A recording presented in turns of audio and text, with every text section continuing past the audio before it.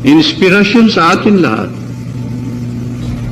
Pagkat alam kong lahat nito ay nasa kamay ng ating Ama na nasa langit. Hi, good evening everyone. Thank you so much for the 4 presidential candidates who had both the political commitment and the political courage to be part of this conversation.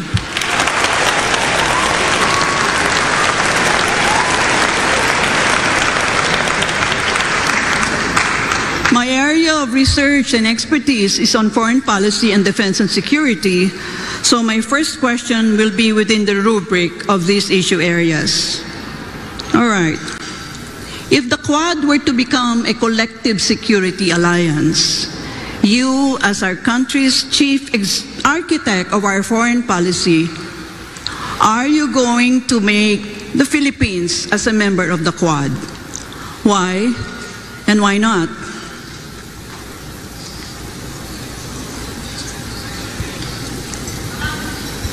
Professor Carlos's question will be addressed to Secretary Norberto Gonzales first. Well, we will always be part of arrangements like that. And yes, it's important.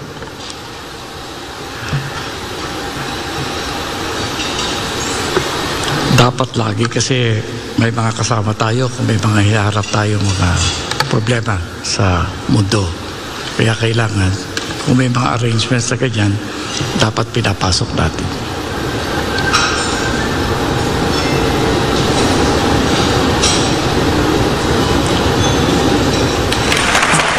Secretary Gonzales, if you have nothing to add, the other candidates may react to his answer.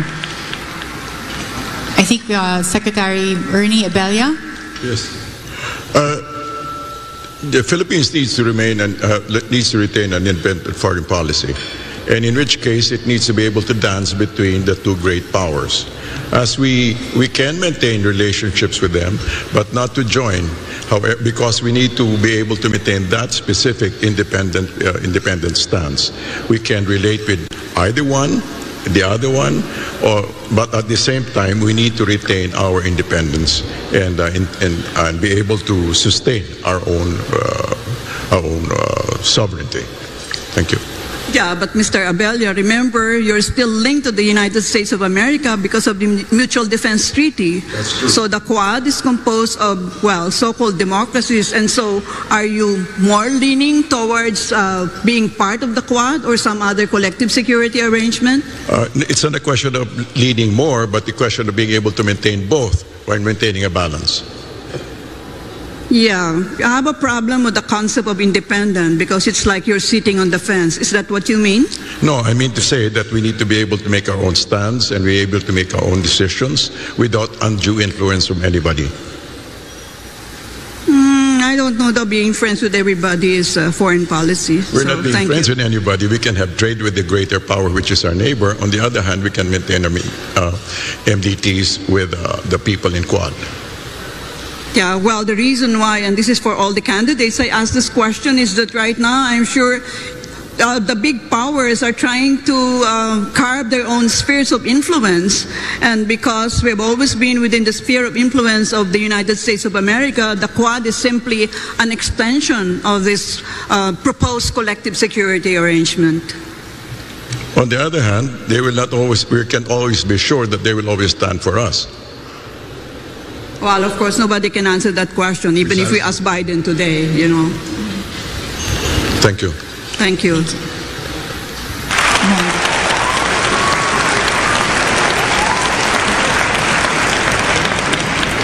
Senator Marcos? Yes, I think any of these agreements we should, of course, encourage, as long as it is very clear to us what is the advantage to the Philippines. What the professor just mentioned was she spoke about the great powers trying to carve out spheres of influence. I reject that model that I believe no longer applies in the geopolitics of the modern world. The old Cold War thinking. We have to ply our own way. And so it really would depend on what is inside, or what those agreements say that the Philippines what will be doing and what those other partners of ours will be doing for the Philippines. And once again, because we shouldn't think of the old Cold War system, we should always think in terms of the fine line that the Philippines has to tread in all our foreign policy decisions. But if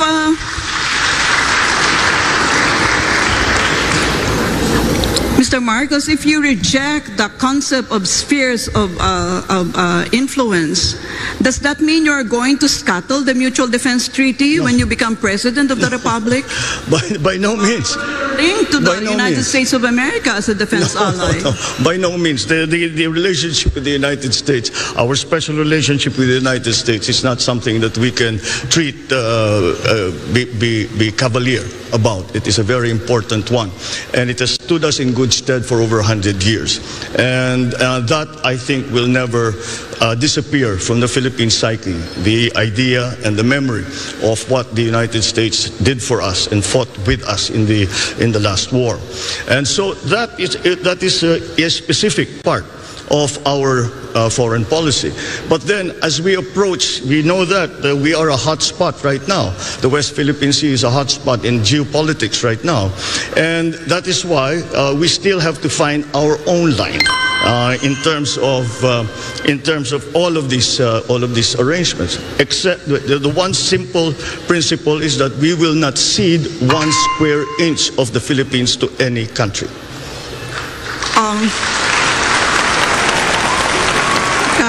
Do I have time for one more follow-up with Mr. Marcos? Yes, Professor Carlos. Yeah. Okay. If that is the stance that you have taken, Mr. Marcos,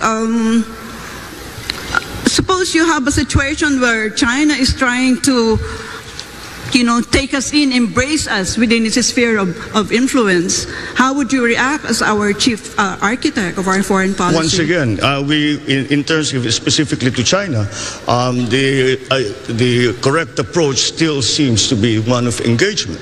And no matter what the superpowers are trying to do, we have to work in the interest of the Philippines, and we cannot allow ourselves to be part of the foreign policy of any other country. And we have to have our own foreign policy. So again, whatever the superpowers do, we as a highly strategic geographic, are having a highly strategic geographical location in the world, really have to walk that very, very fine line between these great powers who, I always say, these are great powers. We are in between. If they sneeze at the same time, we disappear from the map. And that is something that we always have to keep in mind. Thank you. Calyodi, we'll hear from you. Para sa akin talaga ay maiwasan yung lahat yung pakipagkaisa dito sa mga malaking bansa sa daigdig na ang relasyon ay gagawin tayong parang pawn lang sa mga kanilang mga labanan. Ang aking naiisip talaga ay maging unaligned ang ating bansa sa mga malaking kapitalistang bansa sa daigdig, tapusin yung ating military agreement sa US, yung Mutual Defense Treaty, yung BFA, yung EDCA, at pati yung relasyon natin sa China na dihadong-dihado tayo. Bakit pagkasundo lamang tayo doon sa mga bansa nagagalang sa ating mga karapatan, sa ating soberanya, sa ating territorial integrity, sa ating mga panuntunan. Any follow-up questions, Professor Carlos? Yeah, Mr. De Guzman, kung gusto ninyong non-aligned po tayo, ay saan po tayo tutukod? Alam niyo naman ng ating military yung pinakamahina sa buong ASEAN region. So, ito ba ay aspiration mo lang bilang chief executive, or is non-alignment, this is still something that will wash in international politics now? 9-align tayo doon sa mga bansa na magagamit lamang tayo sa kanilang mga interes. Lalo na sa kasalukuyang sitwasyon ngayon na yung China halos at Amerika ay may trade war at nagigirian sila. Huwag na tayong makisangkot sa kanilang girian. Makipag-align tayo sa mga bansa na nagsusulong ng pagkakaisa, kapayapaan at economic ang mas focus ng pagkakaisa at pagtutulungan.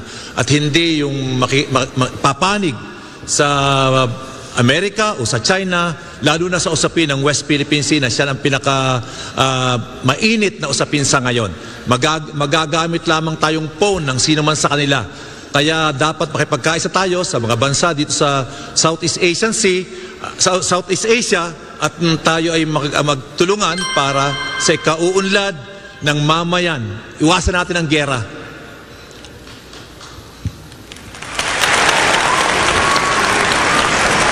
Is there any rebuttal from our candidates? I can see Professor Carlos wanting to be part of the debate. I'm sorry.